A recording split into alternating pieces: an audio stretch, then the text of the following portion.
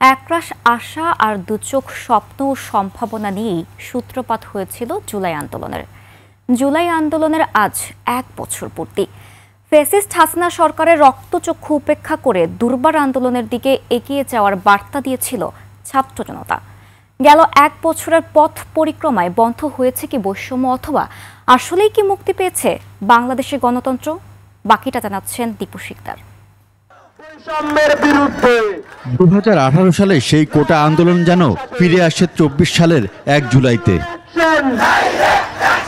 তীব্র গরম আর রোদে পুড়ে হাজারো শিক্ষার্থী সেদিন কোটা সংস্কারের দাবিতে রাজু ভাস্কর্যের সামনে হাজির।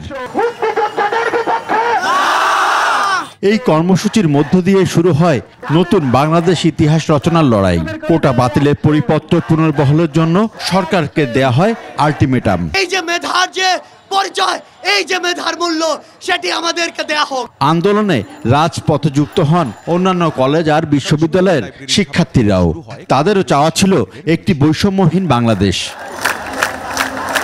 ১ তারিখ দিনটা আসলে খুব স্পেশাল, একটা আশা আকাঙ্ক্ষার জায়গা, সেটা আসলে প্রায়োরিটি পেয়ে যায় এবং আমরা দেখতে পেয়েছি শিক্ষার্থীরা অন্য সকল ধরনের ষড়যন্ত্র রিউমারকে আসলে সরিয়ে দিয়ে রাস্তায় নেমে এসেছে।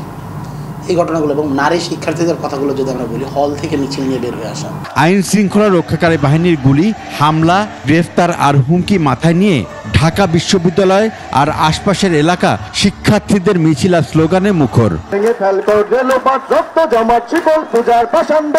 মাত্র ৩৬ দিনের মাথায় নিজেদের কাঙ্ক্ষিত লক্ষ্যে পৌঁছায় আন্দোলনকারীরা। সেই আন্দোলন আর ত্যাগের ১ বছরের মাথায় কেমন আছে নতুন বাংলাদেশ? একটা নতুন সম্ভাবনা তৈরি হয়েছিল, কিন্তু সেই পুরনো ধ্যান ধারণার পদ্ধতি যে রাজনৈতিক দলগুলো রয়েছে তারা তাদের কমফোর্ট জোন থেকে বের হতে না চেয়ে তারা আসলে ওইটাই চাপিয়ে দেওয়ার চেষ্টা করা হচ্ছে। এবং আলটিমেটলি দেখা যাচ্ছে যে বাংলাদেশে আসলে পরিবর্তনের যেই রকম এক্সপেকটেশন আমরা ছিলাম, ফ্যাসিবাদী ব্যবস্থার বিলোপ এবং নতুন রাজনৈতিক বন্দোবস্তের যে কমিটমেন্ট, সেইটা আসলে অনেকটাই ম্লান হচ্ছে। কথা ছিল পরিবারতন্ত্র সহ সবকিছুর ঊর্ধ্বে উঠে হবে সংস্কার, সাধারণের জীবন মানের উন্নয়ন হবে, এরকম আরো অনেক প্রত্যাশার কতটুকু পূরণ হলো গত ১ বছরে?